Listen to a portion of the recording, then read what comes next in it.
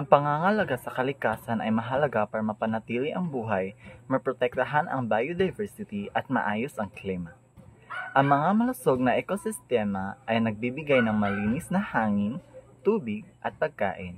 Sumusuporta sa pang-ekonomiyang gawain tulad ng agrikultura at turismo, at mayroong halaga sa kultura at libangan.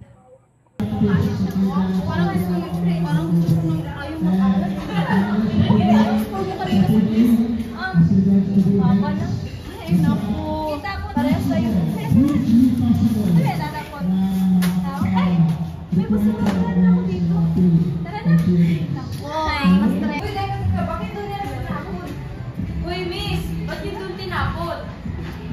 Pambihira naman yan. Parang mga bata.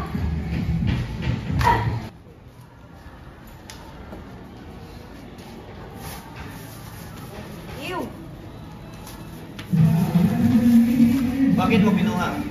Eh, syempre, hindi naman dapat nang tinatapon eh. May basurahan ba dyan? Meron. Diyan mo na lang ilagay.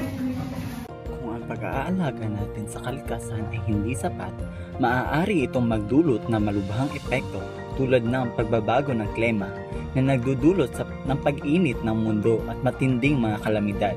Ang pagkawala ng biodiversity ay maaaring magdulot ng pagkalipol ng mga species at pagkasira ng mga ekosistema.